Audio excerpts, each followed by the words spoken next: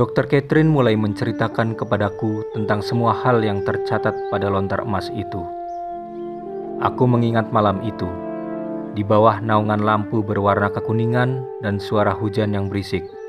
Segala yang dikatakan oleh Katie menjadi begitu nyata di benakku. Dia memulai ceritanya dengan sebuah titah raja kepada salah satu temenggungnya. Saat itu Majapahit dipimpin oleh Paduka Maharaja Wikramawardhana. Berbagai wilayah telah ditaklukkan, baik menjadi daerah langsung maupun daerah vasal. Armada angkatan lautnya telah menyebar ke arah barat hingga ke Melayu, ke utara hingga ke Kutai, dan ke timur hingga ke Tidore. Maharaja merasa perlu melakukan pengiriman armada ke selatan Jawa Dwipa. Hal ini terinspirasi oleh para pelaut Bugis yang sukses melakukan perdagangan emas yang mereka ambil dari samudra selatan yang jauh dari Jawa Dwipa. Kemakmuran dan kejayaan terlihat di pemukiman pelaut Bugis di pesisir utara dekat Lasem. Pelaut Bugis bersaksi bahwa pemukimannya di Tegerak atau daratan luas di selatan, kini disebut sebagai Australia Barat, sering didatangi bangsa Gilitua untuk berdagang. Bangsa Gilitua membutuhkan rempah-rempah dan menukarnya dengan emas yang mereka miliki. Pada tahun 1343 Saka atau 1421 Masehi, di bulan Srawanamasa atau bulan Juli, Maharaja Wikramawardhana memerintahkan Tumenggung Gajah Lembong untuk pergi melakukan perjalanan mencari lokasi bangsa Gilitua. Tujuannya adalah untuk menjalin hubungan diplomatik. Gajah Lembong pergi menggunakan 5 kapal dengan total 78 prajurit melalui pelabuhan Kambang Putih di Tuban. Dia membawa 5 soreng pati atau kepala prajurit. Masing-masing dari mereka mengepalai 1 kapal penuh dengan muatan rempah.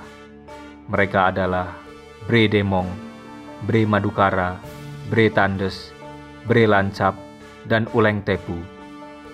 Dari kelimanya, Uleng Tepu satu-satunya keturunan Bugis dan satu-satunya orang yang pernah menuju Tegerak.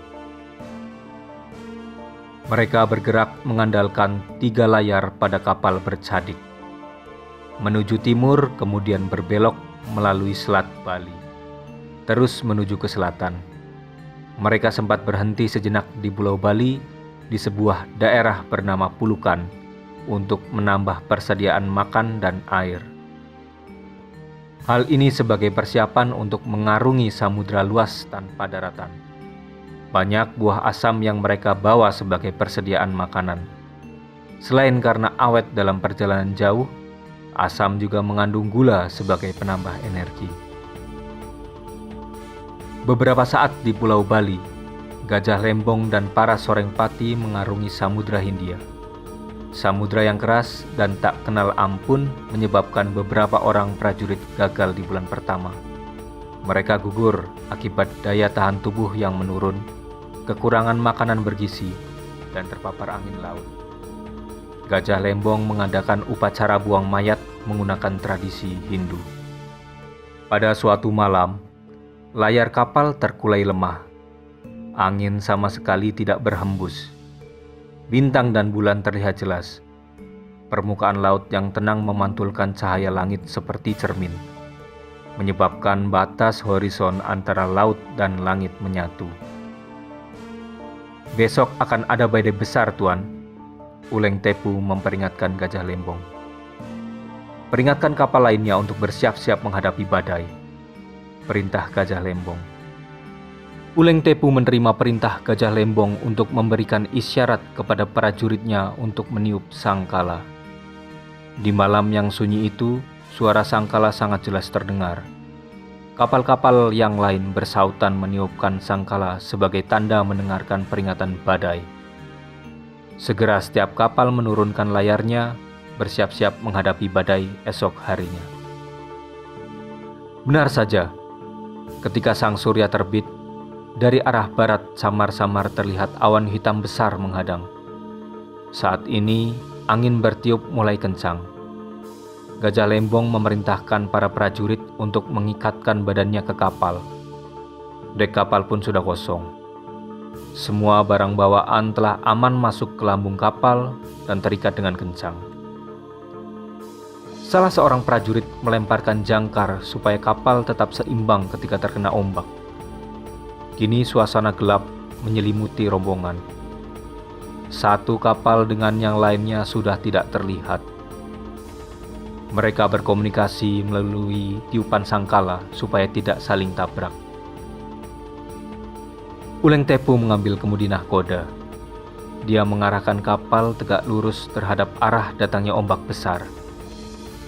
Dia memerintahkan seorang prajuritnya untuk melemparkan ember kayu yang sudah terikat ke kapal untuk membantu menyeimbangkan kapal. Di sini keahliannya sebagai nahkoda diuji. Tiba-tiba dari arah samping kapal, ombak besar datang menghantam kapal. Seluruh dek tersapu air laut. Prajurit yang berada di atas dek terpental, termasuk Uleng Tepu. Beruntung ada tali yang mengikat tubuhnya. Dengan satu gerakan, dia berhasil bangkit berdiri dan menguasai kapal. Prajurit lain terpental hingga jatuh ke laut dan terlepas dari ikatan talinya. "Hei, tetap di permukaan!" Uleng Tepu memperingatkan prajuritnya yang jatuh ke laut. Dia berbelok kencang mengejar seorang prajurit yang terjatuh tadi. Ombak silih berganti mendorong si prajurit menjauh dari kapal. Sampai sejauh ini, samar-samar Uleng Tepu masih bisa melihat kepala bawahannya itu. Uleng Tepu memerintahkan prajuritnya untuk memegang kendali. Sementara itu, dengan gerakan spontan dia mengambil panah dan mengikatkan tali pada anak panah. Sesaat dia berkonsentrasi, membidik ke arah si prajurit di lautan. Wush! Anak panah yang telah diikatkan tali meluncur tajam, membelah angin dan hujan, jatuh tepat di depan si prajurit. Dengan sigap si prajurit menangkap anak panah dan mengalungkan tali ke tubuhnya. Dia terselamatkan. "Ikat badanmu dengan kencang," Uleng Tepu memperingatkan prajurit itu. Badai masih berlanjut. Kapal bercadik mereka benar-benar dipermainkan lautan. Cadik dari kapal Uleng Tepu terkoyak. Mereka hanya bisa mengandalkan satu cadik untuk menyeimbangkan kapal dalam badai. Beberapa waktu kemudian, di ujung horizon terlihat cahaya. Angin dan ombak bertiup lebih tenang. Di samping kapalnya, Uleng Tepu bisa melihat kapal Bretendes. Sisa kapal yang lainnya hanya terdengar suara sangkalanya. Setelah melewati badai, Uleng Tepu dan Bretendes saling menautkan kapal. Tiang kapal utama milik Bretendes terlihat patah, namun seluruh awaknya selamat. Gajah Lembong memerintahkan mereka untuk berdiam sesaat, menunggu kapal-kapal yang lain sembari memperbaiki kapal yang rusak. Cadik dari kapal Uleng Tepu diperbaiki dengan mengikatkan simpulnya menggunakan tali rotan yang sudah mereka bawa. Beberapa bagian kapal juga perlu diperkuat menggunakan pasak supaya tidak lepas ketika terkena badai selanjutnya. Setelah menunggu beberapa saat, kapal milik Brelancap dan Bredemong terlihat. Mereka melaporkan kondisi kapal baik-baik saja dan awaknya pun lengkap. Hanya kapal milik Bre Madukara yang tidak kunjung muncul. Awak kapal milik Brelancap sempat melihat kapal milik Bre Madukara terhantam ombak samping. Kemungkinan mereka semua tidak selamat. Pada akhirnya, Gajah Lembong memutuskan untuk melanjutkan perjalanan tanpa Bre Madukara. "Berapa lama lagi kita sampai di Tegerak?" tanya Gajah Lembong. "Seharusnya dalam 3 malam kita sudah bisa sampai, Gusti.